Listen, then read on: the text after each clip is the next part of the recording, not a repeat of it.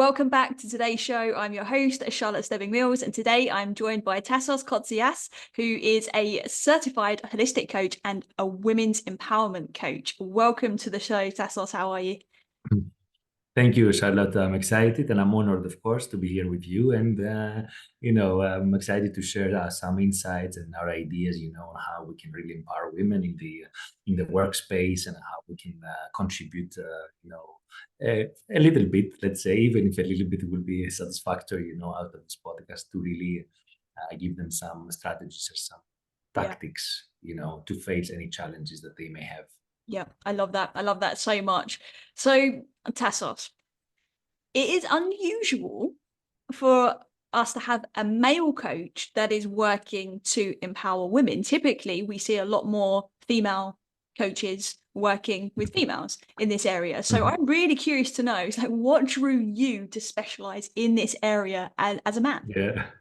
Thank you for this question. I get it often actually, and I bet. I should ask the opposite actually. Why the world thinks that women coaches can be more suitable to coach women or in this state. But I think it's coming from the past mainly. This kind of let's say a desire or experience that I got when I used to be in the corporate world, right? Because I used to be in the corporate world for almost 25 years with high stress, high challenging, situations, environments, with all kinds of bosses and colleagues. It doesn't matter. It's not about the gender, right? It's about the character, about the behavior and the personality. So one thing that struck back to me then, especially also when I was younger, that was I had a lot of female colleagues that they were coming to me and they were trying to, share their feelings, their emotions, or get my opinion or my advice on several issues. Back then, I didn't have any idea about coaching, right? At all. I don't think the coaching word was in that space either. So at all. So, I was just doing it, openly, with a lot of compassion and a lot of attention. And I was just there to listen to them, basically. Mm. In the process, I realized that every one of us wants to have someone to be able to talk to, someone that can listen, that can listen to us, share our feelings, our challenges, our problems, our emotions. So I think this is how it started. So slowly it felt very comfortable, Mm. for female colleagues and women friends, to come to me and share about their experiences at work, even sometimes personal experience, with their kids at home, etc.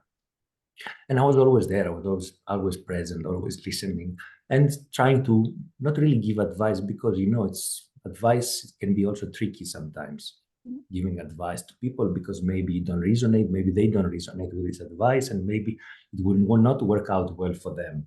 So in general, I refrain from giving big advices or big statements or this or that. I prefer to navigate their concerns and their awareness Mm. so that they can find their own solution. Mm. I love that. I still find it so unique that women naturally search for a male coach in this arena, and it does fascinate me because even if I think about myself and the other female executives that I've worked with as well, typically they like to work with females, but I completely understand why it's actually necessary to have male coaches in this space as well. I think it's really important because there's really some unique insights and unique lenses of which to look through. And just before we hit record today, you and I was obviously speaking about how coaching is now very prominent within workplaces, especially forward-thinking workplaces that really understand that this is the future as we look at the generations coming up and the importance of gender equality as well. So before we kind of dive into some of those nuances, I would love for you to perhaps share some of the misconceptions that men might have in the workplace when it comes to women and their unique Yes. challenges. Yes, you're right. There are different kind of misconceptions, or maybe someone may call it biases or stereotypes, but from men, in the professional workspace. Mm. For example, from my experience, a couple of them would be that maybe what women maybe don't have the skill set or then they don't have the right skills, for a specific job. Let's say, for example, engineering, Yeah. or mechanical works or technology or something like that. So I think this is a big misconception, because it's not about really the skills. Everyone has the skills and everyone can develop the skills. Yep. What does it mean, a skill in engineering skill for a man, which a woman cannot do it?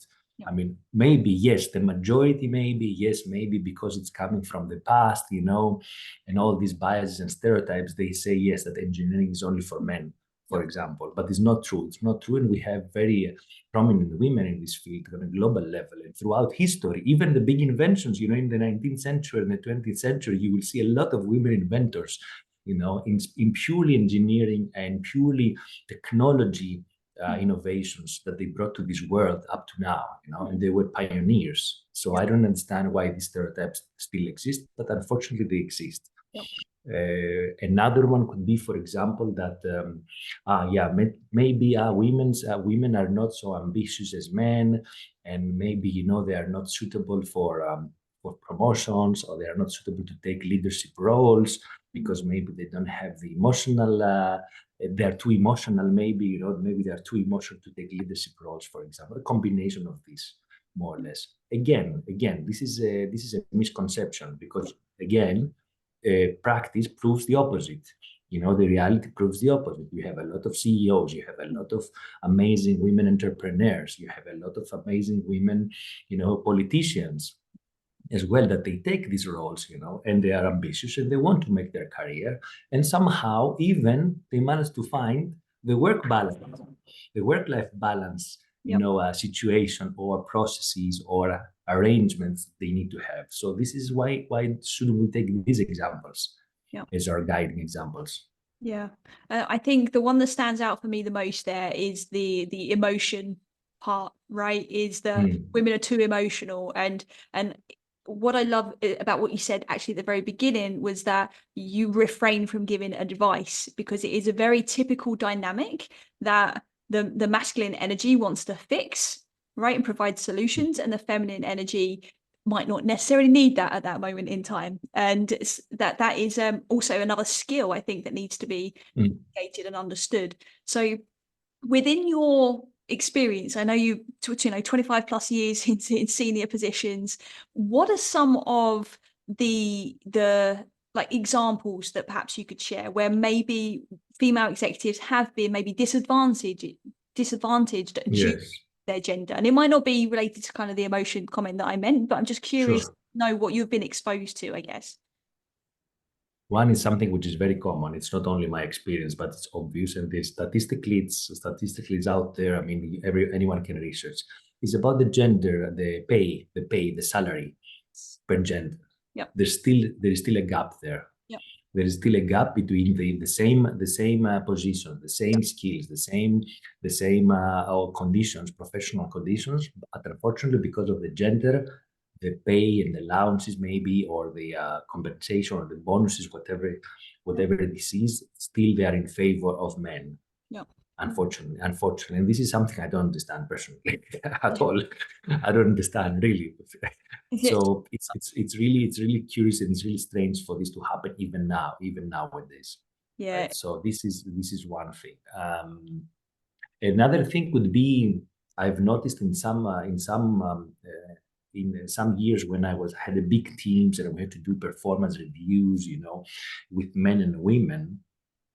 I think the HR department, the HR people that they were doing the performance reviews, or the bosses that they were doing the performance reviews, they will not go that deep when they would do a performance review with a woman, and they would go more deep and more detailed when they would go on a performance review with a man. I don't know why. I cannot tell you why. I think it was going out instinctively that that there was a kind of a bias here in the performance review.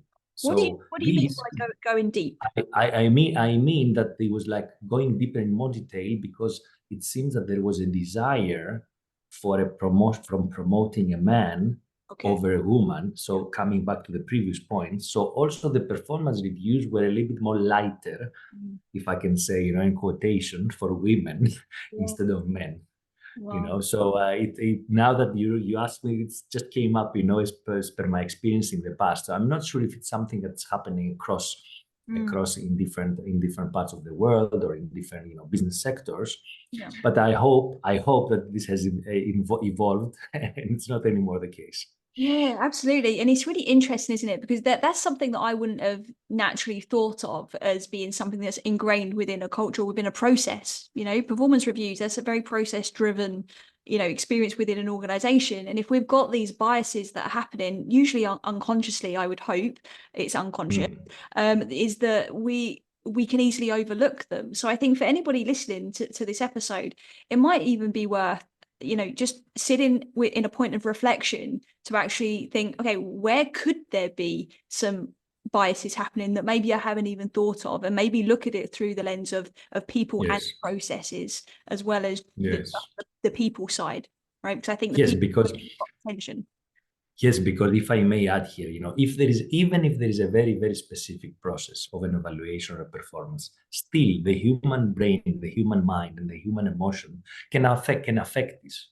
Yeah. Can have impact, can have impact. Mm. The detail that I would go into, the question that I will ask, Yeah. it's not about the process in the end. It's about how I interpret it and how I want to do something different, maybe that I have in the back of my mind. If it's a conscious, Mm. if it's deliberate, if it's a deliberate decision to do Yeah. something, right? If it's unconscious, I understand. Then it's a little bit softer, so it can be resolved easier for sure. Another thing could be is related to the work-life balance, of course, right? Another thing, because sometimes for example, even the decisions that let's say the women may take, for example, when they are becoming mothers, right, and they have a need to have a maternity leave. Hmm. So I've seen situations that, let's say, the policy is official, let's say 2 months, 3 months, depending on the country and etc. For a leave, for a maternity leave, and then a woman decides to take 6 months because she has allowances, extra leave, or whatever. She gets criticized why she's not only taking 3 months or 4 months as per the official maternity. She gets criticized why she's taking 6 months and then she's not productive and she's not performing at work, etc. Yeah. On the contrary, if the same woman decides to get less than 3 months, two Yeah. months, or 1.5 months, let's say, of maternity leave, again, she will get criticized from other colleagues. Why you're not taking all your 3 months? You need to be there with your baby. You need to be there. You need to take care Yeah. and all that. So, in the end, what is that? What is that about? I think it's really about every single person, experiences, education, emotional aspects, behavior, different situations in life. Yeah. And I think, judgment plays a big part in that as well, doesn't it? And I think we've not only got like certain processes that inform judgments, you've also got that, again, that personal element of the lens that we're looking through as to how that judgment then affects the individual. And I know obviously you specialize in coaching specifically. So and coaching women. So these examples that you're sharing, the criticism, for example, of taking like certain amount of maternity leave, are these things that you're seeing coming through in your conversations with the ladies that you're working with? Of course, and now you're giving me a great opportunity, and I will take that. You will to tell you that I'm preparing a workshop specifically on this issue Yeah. by mid of May, which will be exactly this issue: the opinions of others, and why should I care?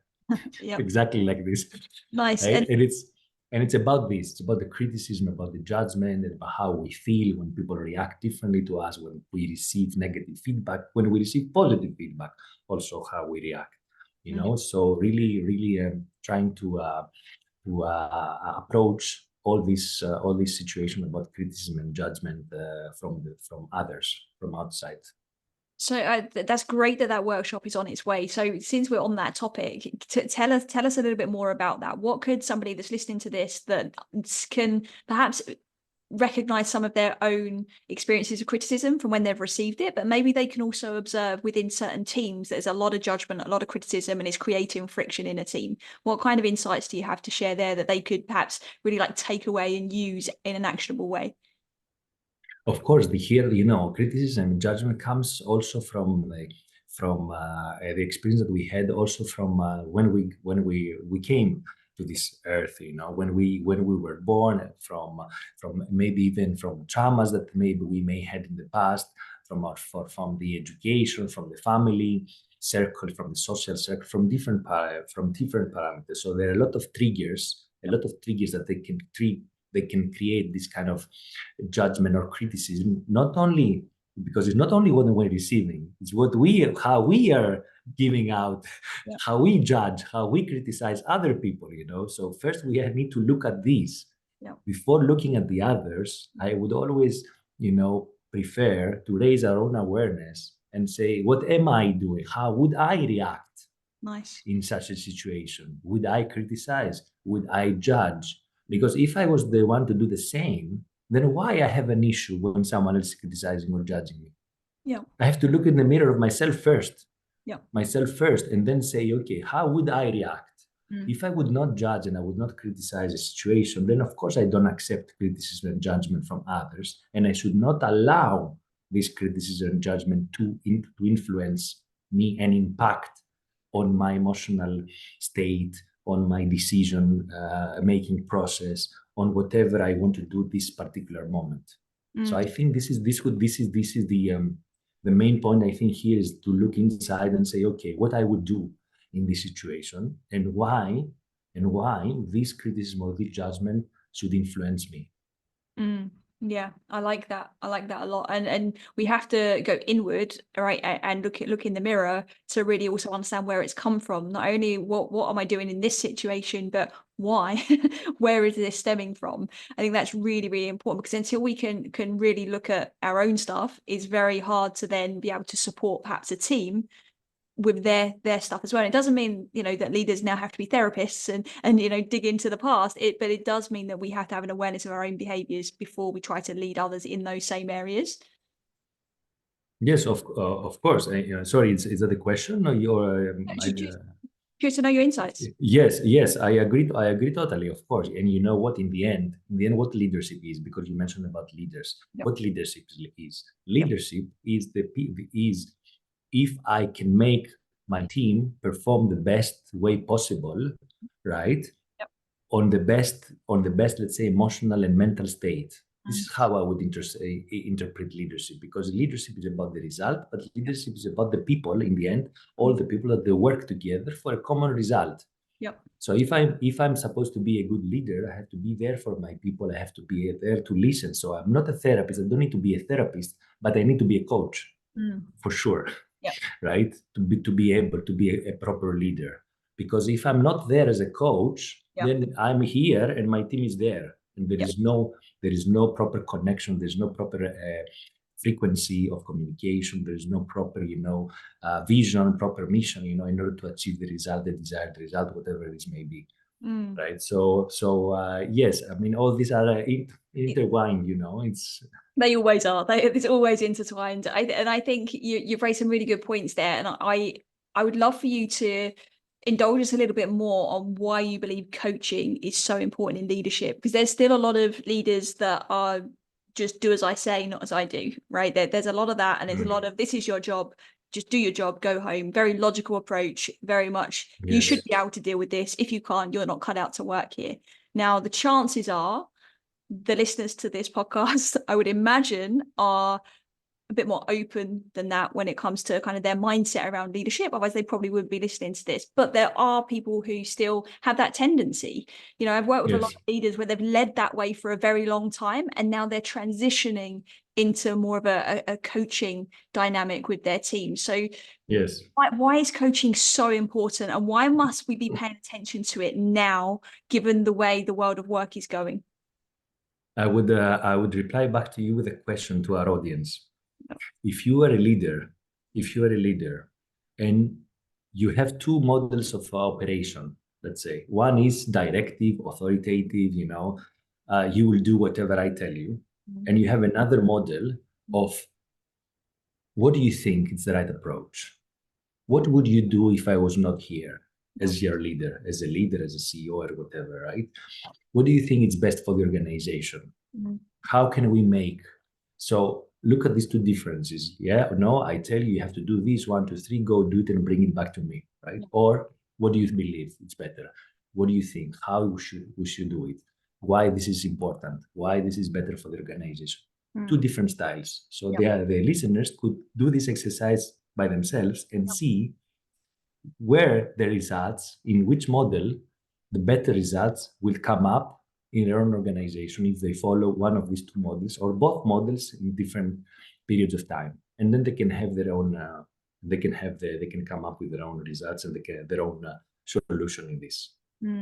Yeah, I think that's. But I think it's very obvious. For me, it's very obvious, right? For me, it's very obvious Yeah. what it would be, right? Because engagement, you need the people. You know, they need the people to be engaged. They need the people to be satisfied. They need to be people to be appreciated, recognized. You need your people to be there for you when you need them. Because if you only direct them only, and it's only about orders and about you have to do this, you have to do that. Sometimes people will abandon you. They will abandon you. They will not do anymore. They will not be. They will have enough. Yeah. And it's interesting, right? Because when we get to those points of behavior, that's when, again, some of those deeper levels of kind of triggers start to show up, right? It's like, well, my team's abandoned me again. It's all on my shoulders. And then leaders can then take that approach as well. And I have to say, like, I think that's very common for leadership, regardless of gender. That definitely is something that comes up because we bring our whole personal selves into the workplace. So with the coaching work that you do, tell us a little bit more about that. Like, how much do we really bring our personal stuff to work? Because there is this weird illusion that we don't, and we can separate it, and work is work and home is home. Yeah, it's very interesting what you're raising now, because I had a similar discussion a couple of days ago, and there was a lady that she's working in a very big organization in Greece, not in here in our region, in Greece, where I'm coming from anyway, because I have clients also in Greece. So she was telling me that, look, Tassos, I have so many thousands of employees here in this organization, colleagues, bosses, staff and all this, and I feel lonely. Yep. I don't seem to be able to find someone to talk openly, to share my personal stories, to share something about myself, maybe, and it was, and then it rang to me, it rang a bell and said, look, a person that is so active, she's so successful, and she's been in this big organization and still feeling lonely and feeling not be able to share personal. So my philosophy there and my concept is that, yes, if you really know, because this is, I think, critical here, if you really know what is your path in professionally and maybe in life in general, but let's say what your path professionally is, you should be able to engage full heart, full soul, full mind in what you're doing. And even share who you are, what are your personal objectives, what's happening with your personal life and all that, because this brings people together, connects people better. Yep. Because we are all humans in the end, and we have to connect on a human level first before achieving things and before working together. Yeah, it's necessary. And we see it all the time in the data that we gain from working with obviously our clients, but also from some of the bigger research that's out there, is that loneliness is playing a big role in the reasons why people are leaving. That the lack of social connection is limiting our sense of belonging. So for the lady that you've just described as an example there in Greece, like what's your approach now with her? So if there's somebody listening to this can perhaps resonate with that, because I think it is a common scenario, one person in a sea of many, and actually there is that kind of lack of connection. Like what's the next step for somebody in that scenario? Open up, because she needs to open up first. She needs to open up first, slowly to other people. She needs to start sharing own stuff, let's say. And then once you start opening up, you will see immediately that other people will do the same, because they need it. They also need it. They also have this need, to open up and share their stories. And then immediately you're in a different frequency of connection there, immediately. Yep. And this can happen very fast. It can happen in 5-10 minutes. You don't need to build a relationship. You don't need to build an open relationship from the first week. Come over my home, we have dinner, have our kids play and all that. So you don't need to do that. You need to build it on a really personal level, with a small story, a small sharing of who you are and what you want to achieve, what are your dreams, what is your passion on something, what's a big hobby that you may have, for example, outside of work, and maybe no one knew. And all of a sudden you see that this kind of hobby and this kind of passion maybe tens of people have it the same. Yeah. So immediately you can build a community. Immediately you can have a common interest. You can find a common interest.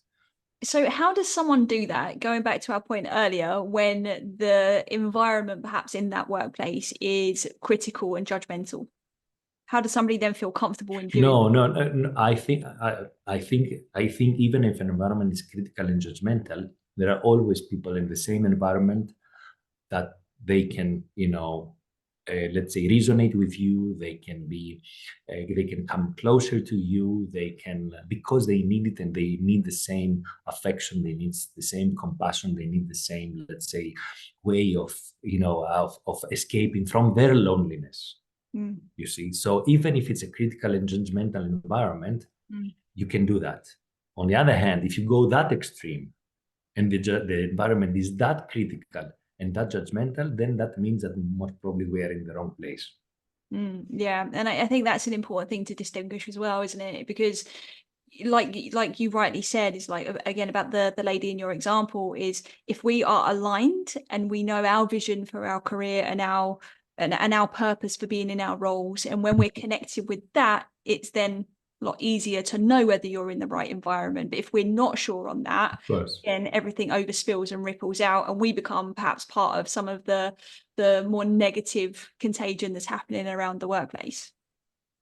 Of course, because this is where it starts in the end, Charlotte. You know that very well. We know that very well now. And maybe we don't know it. I did not know that when I was 25, 30 years old. I figured it out in the process, Yeah. right? That once you know who you are exactly, what are your skills, what are your abilities, what are your talents, and what you want to do also professionally and personally in this world, Yeah. what you want your legacy to Yeah. be, Yeah. what you want to really leave back, Yeah. to the family, to your family, to the planet, to the earth, to the community. It doesn't matter, to your neighborhood. It doesn't matter. But as long as you know that very well, then of course you will strive to find the right place and the right environment for you where you can really thrive. Otherwise, you will not. And it's interesting because I think this is where the workplace has kind of is changing, because like you said, when you were 25, 30, you didn't know that. I didn't know that either. And so if we don't learn it through our conditioning, through our kind of education and our school systems, or from our family systems, the only other place we're really going to learn it, where we spend most of our time, is the workplace. So if the workplace isn't engaged in this conversation and this idea and invested in somebody's personal and professional development, it can be a very, very old school environment and very, very perhaps industrial mentality. And I think as we're moved now into more a modern era, is like these things are so important. And a lot of employees coming up now do have more of an idea of what their purpose is, and they are feeling a bit more connection with where it is they want to be, whether it stays like that forever or whether they realize that maybe that's for them and this isn't. Like, obviously it's always going to be a journey, but I think Sure. it's paramount that organizations perhaps start to open up that there is perhaps something within their scope of responsibility to ensure that employees have access to that form of self-discovery. What's your thoughts on that? Yeah, definitely. And the more the environment is open, the more the environment is inclusive, the more the environment is, is a learning environment where people can choose how they want, not choose necessarily 100%, but at least they have options, and they can make some own decisions on their personal and professional growth and development. Then that's the ideal environment. And then of course, people you would see immediately that the people will be more productive, will be more efficient, will be even investing maybe more time working in the end, Yeah. for a nice project or for a nice vision, something that's closer to their heart. Yeah. Without even negotiating more money, allowances or benefits or whatever, because whatever is closer to our heart, we invest more time, we put more focus, Exactly. we put more energy, right? We put more energy, so it's already there. 100%. So let's go to the other end of the spectrum then. So where we have got employees that know who they are, they know why they're there, they're aligned, they're motivated, and they are like really, really willing to just go the extra mile day in, day out. The big part of what you do is helping people to learn how to set healthy boundaries and saying no. Because when we are in this character that I've just described, and this was me all over, it's you say yes to everything, and I definitely could not sustain it. So tell us more about that I know what you mean. work you do. Yes, personal boundaries is my favorite subject, by Oh, the there you way. go. Let's It's dive in. really, Everybody it's listening. really, it's really my favorite. And I have to tell you again, I'm sorry to say that again, but I have another workshop coming now in 2 weeks from now, all specifically on the power of saying no, specifically on the power of saying no and how to communicate your boundaries assertively and confidently, right? So here, if your question is how to set healthy boundaries, my reply would be we need to really raise our self-awareness on our limits, our limits are. What are our limits? When we understand the limits that we have in terms of time, in terms of energy, in terms of space, in terms of emotional, let's say, capacity or ability, then we can start putting our boundaries, because boundaries are different kinds. Boundaries, time boundaries, energy boundaries, space boundaries, emotional boundaries, religious boundaries, any kind of boundaries. So you have much more, even more intimate boundaries, as you understand, right? So there are a lot of different boundaries that we need to be aware. So first we need to be aware, then we need to start setting them up.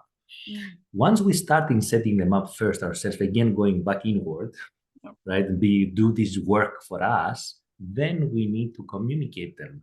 So the difficult question, challenging question is how we communicate this.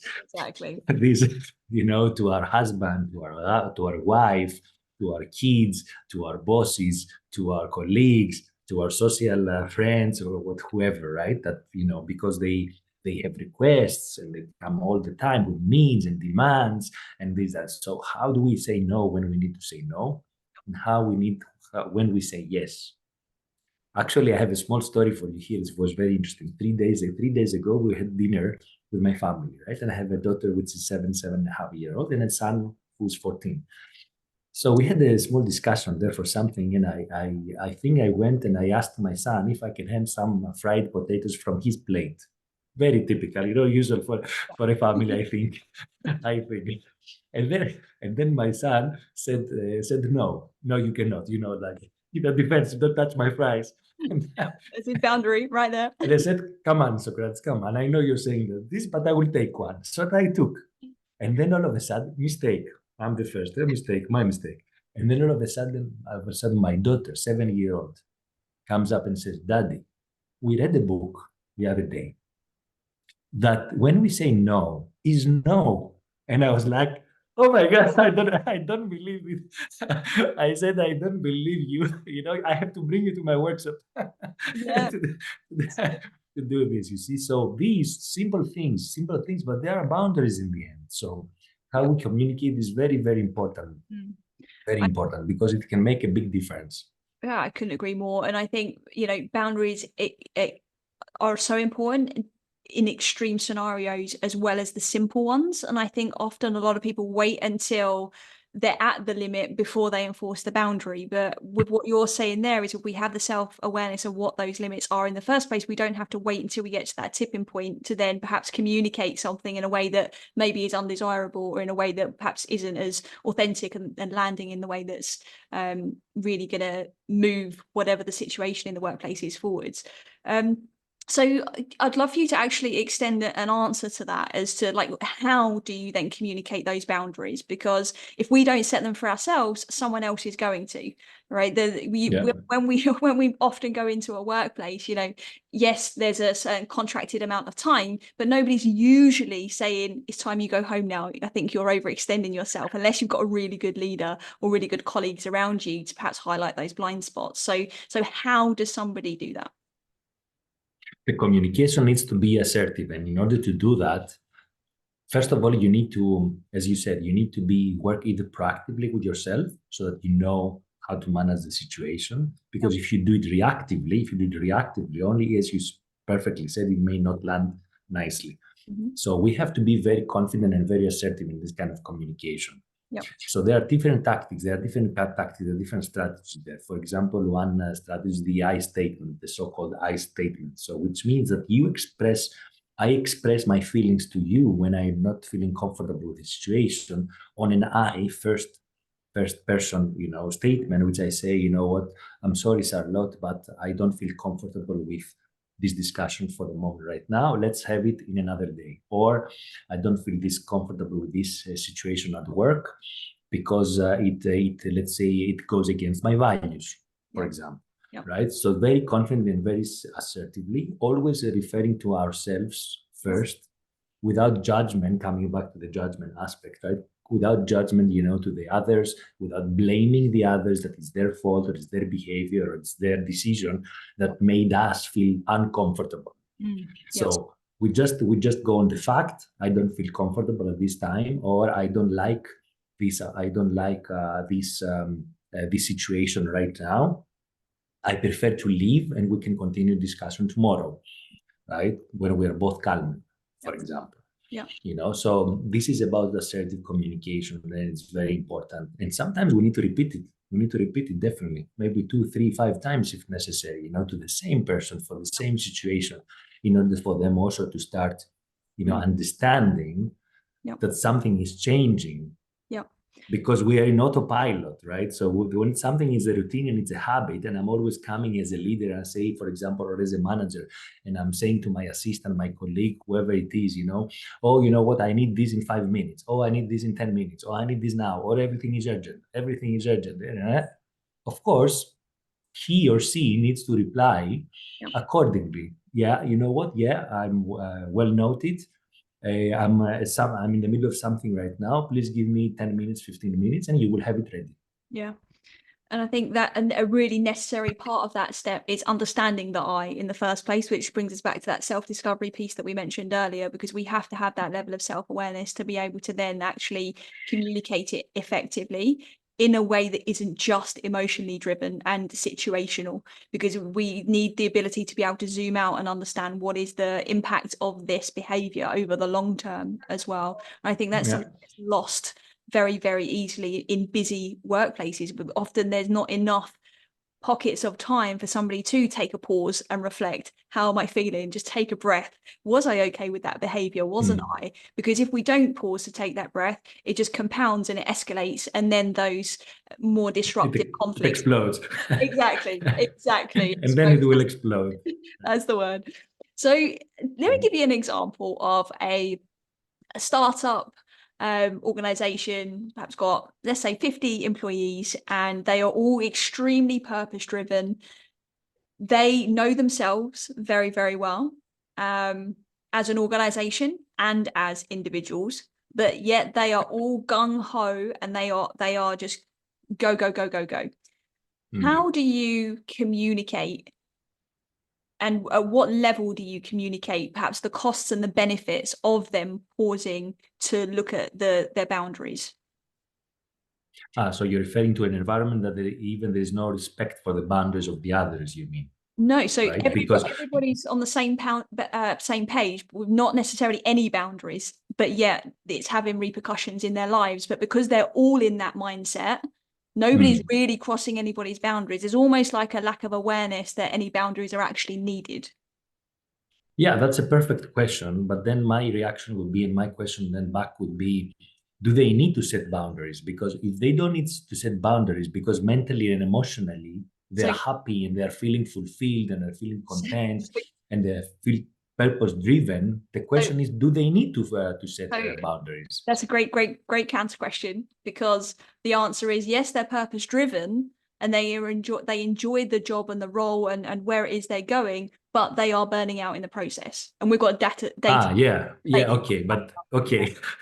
Okay. So give it that picture. Okay, that completes. Yeah, okay. Of course, if we have a situation that lead to a wall or the dead end, right, or burnout, as you said, or mental health issues, mental health problems, etc. Of course, we need to ring a bell there and say, look, be careful, be attentive, because the way you go, in so much speed and everything, you go so fast that you're gonna crash on the wall eventually, right? So we need, but this is a bit sensitive issue to say to someone, because you are trying basically to advise them and you're trying to warn to warn them for their life and for their action. Yeah. It's a different thing if you're doing coaching to them, and then you're starting slowly discovering and unpacking how they feel, how they would like to do, what they would like to see, how they would like to see themselves in the future, how they can achieve that in a different way, what work-life balance means to them, how they would react if a burnout comes into their life, so you slowly indirectly present this picture and create this picture to them, so that they started realizing that, what, maybe Charlotte is right, Tassos is right. If I continue like this, I may end up, with a complete burnout or something, or a disease, or something.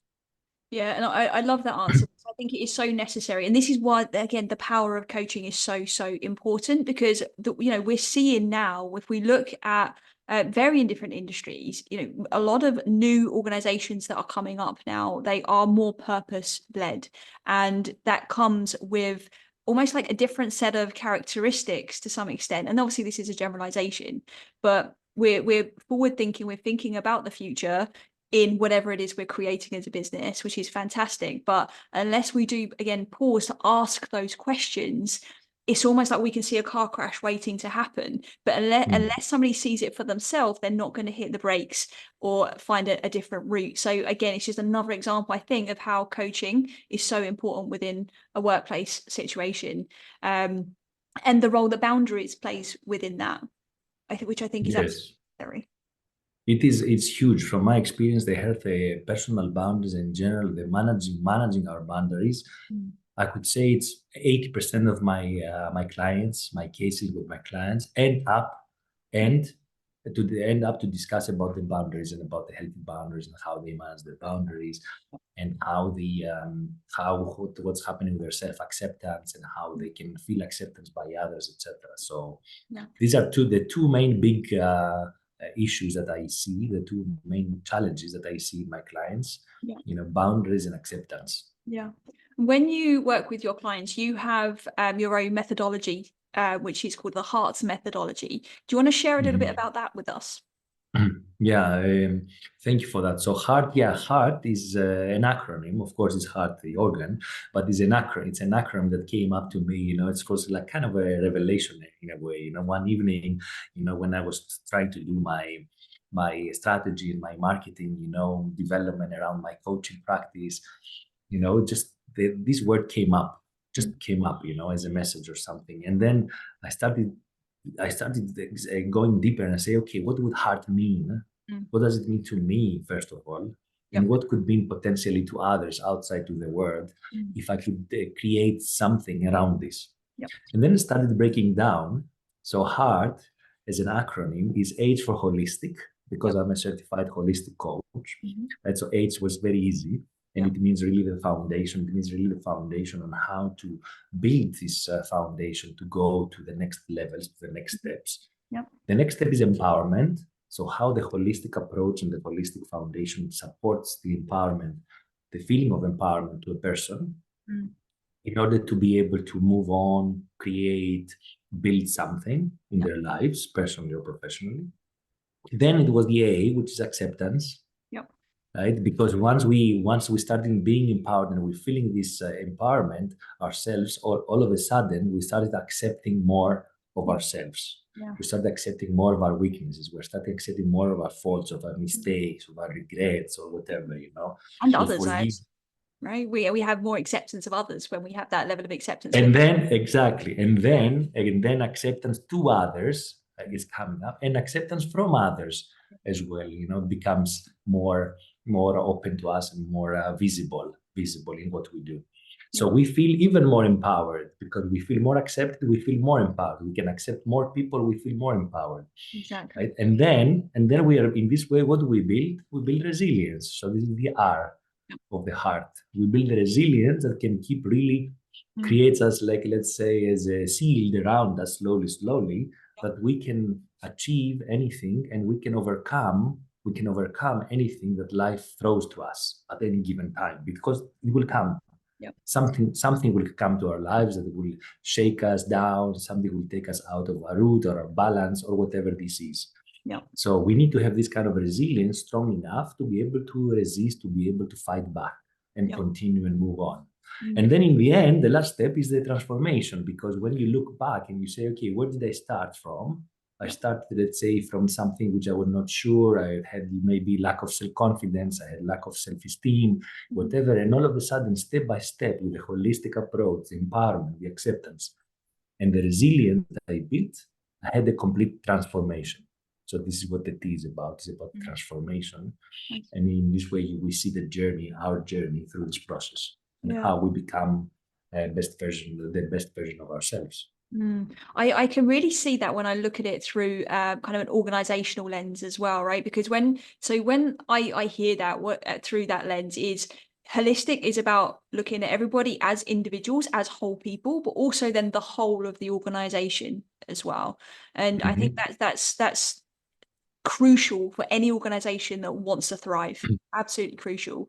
And obviously the empowerment piece comes very much rooted in a lot of the conversations we've had today, is having kind of that understanding and ability to be able to actually use that our own power of knowing who we are and our ability to self discover and be assertive, right? And then from there, again, based on the conversation we've had, that the acceptance is around the more we're accepting, the less judgmental we are, the less critical we are of others as well, the more accepting we can be of new ideas and different ways forward in perhaps harder times, which just naturally breeds the resilience and then a business transformation, right? And I think if you've got all of those things just working in synchronization, I just think it's a no-brainer. That journey makes perfect sense for forward-thinking leaders that want to adopt this, of course. Yes, you summarized it perfectly. Amazing. So I'm happy to hear that. This is your model. So I do have another question for you, and I do want to kind of open this conversation because I do think it's important. And for our listeners probably won't know this, but before obviously we have a podcast interview, you know, there's meetings that happen before. We obviously get to know each other, make sure, you know, that's the right person for the right conversation. And often we discuss different talking points, right? And one of the talking points that you proposed was the statement, how to achieve acceptance, recognition, and appreciation by men. And and I'll be honest, there was some like a bit of discomfort and a bit of resistance almost like when I read it, because it presupposes that women might face challenges in gaining acceptance, recognition, and appreciation from men. But it also implied to me through the way that I read it that it needs to be earned. And it just begged the question, like, is it really up to women to have to earn all of this from men? Like, should we be classing it as an achievement? I just really curious to listen to your thoughts. I know where you're coming from, and you're perfectly right. It's not about the earning. It's not about earning it, right? It's about, in any way, in an ideal world, there should be respect. There is respect and inclusivity, and appreciation and acceptance between each other. Unfortunately, this is in any ideal world. And, because we already discussed in the beginning about some biases and some stereotypes. Unfortunately, this also takes place because sometimes I've seen that also in the working environments in my past experience. I've seen that there is some kind of bias or stereotype there from men that, okay, it's okay, I feel more comfortable hanging out with guys, because we have different conversations, and I don't feel comfortable to have women around and all that. So unfortunately, this happens. On the other hand, saying about the aspect of earning this appreciation, I totally agree with you. It's not about an achievement to earn this appreciation. The achievement here is to be able to understand that men understand that there is these bias and stereotypes, and they change their approach, they change the mentality, they change their whole philosophy about this, so they can, feel similarly comfortable and similarly appreciative of women, colleagues, and achieving together, working together, and having the same vision, the same mission, the same results in the end. So I think the earning part goes really on the men that they need to. I like that. They need to, yeah. But they need to correct, and understand and realize that sometimes they are biased or they are following some stereotypes, which they shouldn't. Yeah. And listen, we all do, like, it's a human nature to do that, right? And to have our own, biases and things like that. But it's important to sometimes raise awareness of certain language that's used. So another question following up from that, then, your workshops that you deliver, obviously I know you predominantly work with women through your coaching, but are men welcome in these workshops? Yes, yeah, of course, yes. Usually, even my clients, even the clients I have primarily is women, Yeah. but of course I have also men as clients, right? And also senior corporate executives, etc. Because I'm coming from a similar path anyway, Yeah. right? But I'm following also a holistic path myself Yeah. at the same time. Yes. But in the workshops are open. They're open to everyone. Of course, they're open to everyone because we have the same issues in the end. Yeah. Men have the same issues with boundaries. Men have the same issues with criticism and judgment and everything. Right? We have exactly the same issues. It's not about the gender. No, not at all. Yeah, I'm happy to hear that, because I think, men do need a space where they can work on these things too, and also not be judged or criticized. And I think as much as we're women are stepping into I would say a very different space when it comes to leadership and the mark we're making on the world now in terms of the way equality is going. It might be the optimist in me, but that's what I see happening. But I also think at the same time, it's not, this feminist movement where, men are out of the equation. Actually, I think we all need to rise together. And I think there are Exactly. not enough spaces and not enough men that are having these conversations. I think it's absolutely necessary. So I'm very happy to hear that men are also welcome within the work that you do. Yeah, 100%. And we are ambassadors of balance anyway, right? We need balance. We need the yin, we need the yang. It's otherwise we need both energies there, both energies, everything in everything that we do in our lives. Yep. Otherwise, we tend to be we tend to be extremist, or we don't tend to be single-sided. So it is not healthy at all. Of course, we need balance. Exactly. Tassos, thank you so much for all of your insights today. I really, really appreciate everything you've shared. Is there any kind of final thoughts that you want to share with our audience? Final thoughts from what we discussed. I think what I see another let's say challenge that I see, and I think that would be, let's say, my thought here is that a lot of people are striving for perfection. And coming back to the balance that I said, if I could combine these two, I would say we don't need to strive for perfection. We don't need to be always to try to exceed the other people, or we try to exceed ourselves all the time. I think for me at least, balance is more important than perfection. Yeah. One of my mentors speaks about perfection in the sense of, let's aim to be directionally correct, not perfect. And I love that for me, as like a high performer that does strive constantly, I almost need to remind myself of that to try to pull me back to a center point, so I feel what my definition of balance is. Because if not, again, like I mentioned earlier, I can't sustain it. And then what am I really achieving anyway? So I think I love that you've mentioned that, because it's so, so important as well, especially in the workplace. Often people are trying to prove themselves, or they're trying to, again, exceed expectations within a business objective, which can almost take precedent over other values that we have, like may it be family or health. And I think, like you said, if we're aiming for perfection, maybe we're looking at the wrong goal. Yes, and also this also is very well aligned with the sports training and the high competitive sports, let's say, training, because which is super demanding, etc. So when you're training and you're training for a goal, let's say in 6 months from now, 3 months, 1 year from now, and you're training on a daily basis, you cannot train at 100% of your capacity. It's impossible, and you should not, because if you train at 100% of your capacity in 1 week, you will need another 1 week to cool down and relax and find your strength again. So the strategy there, and this is coming from the even from the Eastern philosophies, right, of China, about the martial arts and all this, but also Western, of course, Western trainers have adopted that now for many years. You have to work at 70, 80% of your capacity. If you work up to 80% of your capacity, then you can sustain that. Why? Because the 80% always grows.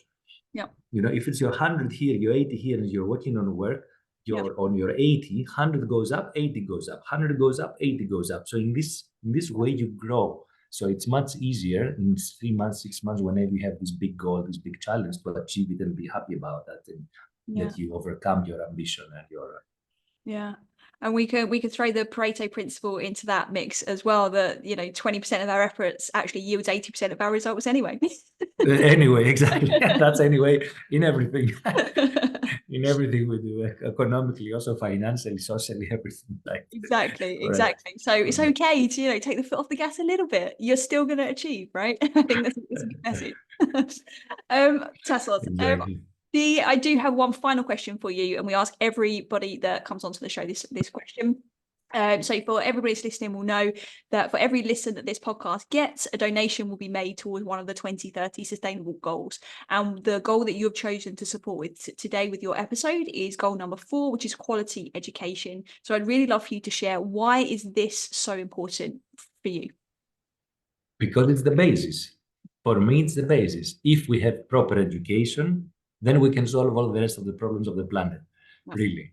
Because the rest of the goals are amazing. All of them are amazing. Poverty, hunger, climate, sustainability, and all these, they're amazing. But in the end, for me at least, the way I interpret, the way I translate that is that we need proper education, because if the new generations are properly educated, we will not end up with climate problems and climate crisis, for example. We will have less hunger, we will have less poverty once they have a proper education, because education means also mindset. So if we can combine the proper education, the technical education, with the mindset education, then, and the heart set, or the physical set, right? And we combine all of these, then the world will be a better world for sure. Individuals will be better individuals. We'll be able to cooperate better between us. We'll be able to achieve more. And then we'll be able to sit down in one table all together and decide, instead of fighting, instead of, splitting up and creating this big crisis that's happening right now in many parts of the world. I echo that completely. Thank you so much. That was very well said. And Tassos, thank you so much for being here today, for sharing your insights, your energy, your expertise. Is very much appreciated. I have no doubt our listeners are going to enjoy this. Where can our listeners come and find and follow your work? They can find me on my website, which is my name basically. So it's TASSOSKOTZIAS.com, tassoskotsias.com. Of course, I have my social media as well, my LinkedIn page. So I'm happy to get in contact. And by the way, being in the podcast, I would like to share an open invitation that I will be happy to offer a 30 minutes free consultation call to any of the listeners of today's podcast, so that we can have a relaxed chat about what they want to achieve, about the challenges, and how maybe I will be able to support them. Perfect. Amazing. All of the links for that, as always, will be in the show notes, so our listeners will be able to find that nice and easy, and hopefully come and take you up on that kind offer, to sit down and have a conversation with them. So thank you again so much. Thank you. It was a pleasure. I hope we offered a lot of value to our audience today. If you enjoyed this episode and you haven't done so already, hit that subscribe button so you never miss an episode. Then share it with a friend who you think might benefit. Spread the word. That's how we're going to impact the world, by helping each other. We appreciate you so much, and as always, unconditional love and wellness to you.